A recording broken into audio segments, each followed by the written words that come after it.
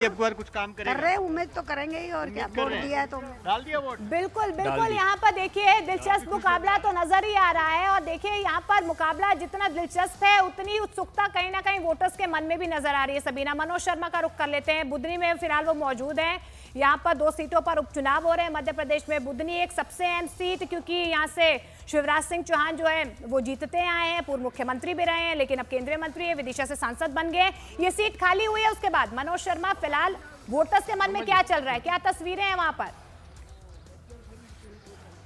ये बुधनी सीट चूंकि पूर्व मुख्यमंत्री और अभी जो कृषि मंत्री हैं शिवराज सिंह चौहान, उनकी साख यहाँ पर दांव पर। उन्होंने अपने जो करीबी हैं रमाकांत भार्गव को टिकट भी यहाँ से दिलवाया है बीजेपी की तरफ से। उनके सामने राजकुमार पटेल हैं। लेकिन जो लोग वोट दे के आ रहे हैं, तो आप लोग, मैं देख रहा था कि जैसे ही 7 बजे और यहाँ अपने कतार में आके आप खड़े हो गए, वोट दे के आ गए? हाँ, दिया है वोट। वोट दिया है? दिया है। तो ये तो शिवराज सिंह चौहान पूर्व मुख्यमंत्री है, उनका गांव है जैत। तो जब आप 1 साल पहले आपने यहाँ से, आपके इलाके से शिवराज सिंह चौहान जीते थे, अब वो चले गए, कृषि मंत्री बन गए। इस बार जब आप ये उपचुनाव के लिए वोट कर रहे हैं, तो क्या सोच के वोट कर रहे हो? बोल का क्या सोच रहे हो? सोच क्या रहे हो? आज जो हम जान दो। अच्छा, क्या ये तो बता, अरे बताइए तो सही। चलिए, अच्छा आप बताइए क्या चलता है दिमाग में। जैसे अब तो 1 साल पहले तो यहाँ से शिवराज सिंह चौहान जीते, अब दोबारा फिर चुनाव, उपचुनाव, वोट डाली, तो क्या दिमाग में चला? का चले भैया, अब सब कुछ देता रहा है, वोट भैया ये दे रहे हैं, ऐसी बात है। अच्छा। हाँ। ये देखिए, ये बात क्या है, हाँ। हम गांव से बाहर थोड़ी हैं, नहीं जैसा कहें। चाहते क्या हो आप लोग, क्या हो, क्या आपके इलाके में हो? सब हो दिया वे तो सब चल रहा, मेहनत मजदूरी करे हैं भैया। मेहनत मजदूरी तो कर रहे हैं। ये देखिए, ये नज़ारा है शिवराज सिंह चौहान के गांव का।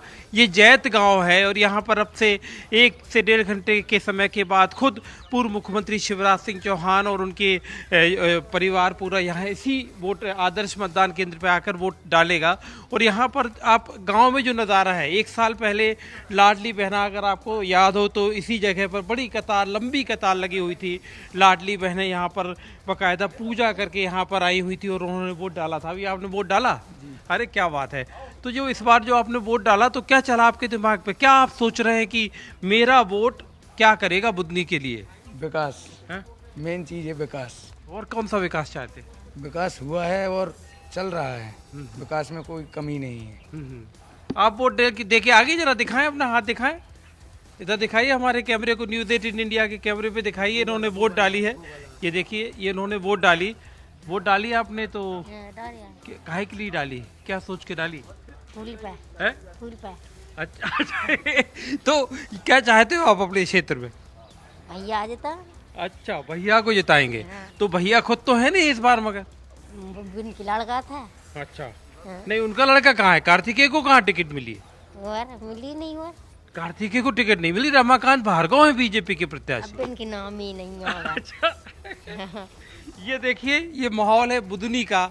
बुधनी में यहाँ पर लोगों में एक उत्साह है उपचुनाव के लिहाज से। फिर भी 7 बजे से मैं जैत में देख रहा हूँ कि लोगों की कतार है जो यहाँ पर वोट डालने के लिए। उत्साह जो है यहाँ पर नजर आ रहा है। आप चारों सहयोगी हमारे साथ बने रहें। चुनाव की हर छोटी बड़ी तस्वीर आप न्यूज़ 18 इंडिया पर, सबीना, हम दिखाएंगे अपने दर्शकों को। लेकिन 2 खास मेहमान हमारे साथ जुड़ रहे हैं। नीरज पाठक हैं, वरिष्ठ पत्रकार, और विवेक सिन्हा है, वरिष्ठ पत्रकार। आप दोनों मेहमानों का बहुत बहुत स्वागत है। और नीरज जी, सबसे पहला मेरा सवाल आपसे ही है, इस बार झारखंड की जो सियासी हवा है वो बदली बदली नजर आ रही है। झारखंड विधानसभा चुनावों को आपके दृष्टि से हम किस तरीके से देखें, क्यों इस बार दिलचस्प झारखंड की तस्वीर नजर आ रही है? देखिए, ये कहना कि बदली बदली नजर आ रही है, मैं थोड़ा सा इस पर एक खास रिजर्वेशन है मेरा कि अभी कुछ भी ऐसा संकेत देना शायद मुश्किल होगा। लेकिन एक बात जरूर है कि आप देखें, अगर ये पिछले चुनाव की हम बात करें तो इस बार जो लोकसभा का चुनाव हुआ है उसमें एक खास बात ये हुई है कि जहां ये 2019 के विधानसभा चुनाव में केवल 33-34% वोट इनको मिल पाया था भारतीय जनता पार्टी को। इस बार 2019 के चुनाव में हमने देखा 24 के चुनाव में कि 49% जो है, 49% बल्कि 49.88% वोट मिला है। ये बेहद महत्वपूर्ण है। अब एक सबसे बड़ी चुनौती है, क्या भारतीय जनता पार्टी जो वोट शेयर उनको मिला है 2024 में उसको रिपीट कर पाएगी। एक बात हमको ये बिल्कुल नहीं भूलनी चाहिए कि इस बार बिल्कुल शांतिपूर्ण रहा है पूरी की पूरी कैंपेनिंग।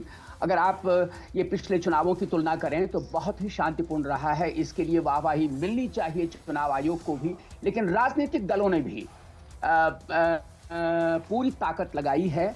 और ये एक जो खास बात जो समझ में आ रही है कि भारतीय जनता पार्टी ने पिछले चुनावों में जो स्थिति थी वो बिल्कुल अलग थी।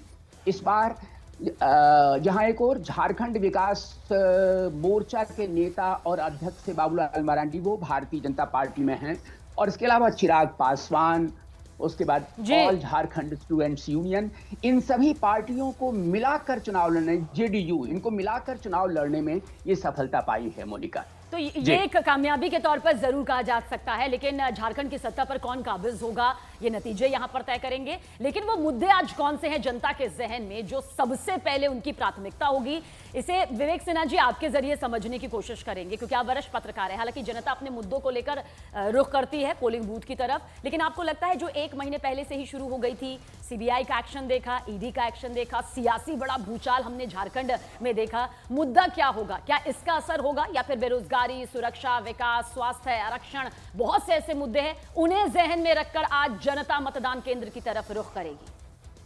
देखिए, 2 तरह के इस वक्त मुद्दे हैं। एक तो हेमंत सोरेन के जेल जाने के बाद से आदिवासियों में जो एक अलग तरह की आदिवासी अस्मिता का सवाल है वो है, और दूसरी तरफ जो हेमंत बिस्वा शर्मा और बीजेपी के तमाम नेता पिछले 2 महीने से घुसपैठ का मुद्दा उठा रहे हैं और वोटों के ध्रुवीकरण का जो मामला चल रहा है, दोनों बहुत असर कर रहा है झारखंड के चुनाव में। जहां झारखंड के आदिवासी समाज को हेमंत सोरेन के जेल जाने के बाद जिस तरह से लोकसभा चुनाव में हमने असर देखा, वो असर अभी खत्म नहीं हुआ, इससे इनकार नहीं किया जा सकता। दूसरी ओर जो घुसपैठ का मुद्दा है वो मुद्दा धीरे धीरे अब असर करता हुआ दिख रहा है, और बीजेपी की इस कामयाबी कह सकते हैं इसमें कि बीजेपी इस मुद्दे को लोगों तक पहुंचाने में कामयाब हो पाई है। लेकिन दूसरी बात इसमें यह है कि ओल्ड पेंशन स्कीम है, लोगों की पारा शिक्षकों की जो मानदेय बढ़ा, ये तमाम जो सरकारी सुविधाएं, खासतौर से मैया सम्मान योजना जो अगले महीने से 2500 रुपये करे जाने की बात है, ये सब असर इस चुनाव में कर रहा है। लेकिन सरकारी कर्मचारियों को जो सुविधाएं मिली, खासतौर से ओल्ड पेंशन स्कीम, ये एक बड़ा मुद्दा है, और इसको हालांकि बहुत ज़्यादा प्रचारित उस तरीके से नहीं किया गया, लेकिन जो झारखंड में जो सरकारी कर्मचारी है, पारा शिक्षक खासतौर से, वो असर कर रहा है। लेकिन एक जेएसएससी सीजीएल का जो मुद्दा रहा वो भी युवाओं में एक बड़ा असर करता हुआ दिख रहा है। बिल्कुल, ये तमाम ऐसे मुद्दे हैं सबीना जिनको कहीं ना कहीं जहन में रखकर आज जो है मतदाता अपने घरों से बाहर निकल रहे हैं। आप दोनों मेहमान हमारे साथ बने रहे हैं। एक बार फिर से हम अपने सहयोगियों का रुख कर लेते हैं। चंद्रमोहन रांची से लगातार हमारे साथ बने हुए, अमित पांडे सरायकेला से हमारे साथ बने हुए हैं। चंद्रमोहन, जिस तरीके से हमारे जो वरिष्ठ सहयोगी है, जो वरिष्ठ पत्रकार है, उन्होंने भी तमाम मुद्दों का जिक्र किया है, खासतौर पर सबीना भी कह रही थी जो बांग्लादेशी घुसपैठ का मुद्दा है लगातार जो है काफी चर्चाओं में रहा है। क्या ऐसे मुद्दे लोगों के जहन में बस चुके हैं? क्या इन मुद्दों को जहन में रखकर जो है वहां की जनता बाहर निकल रही है, या वहां के जो छोटे मोटे मुद्दे हैं, रोजगार का मुद्दा हो या जिस तरीके से ओल्ड पेंशन स्कीम का मुद्दा हो, इन मुद्दों को लेकर कहीं ना कहीं जो जनता है झारखंड की वो आज वोट कर रही है?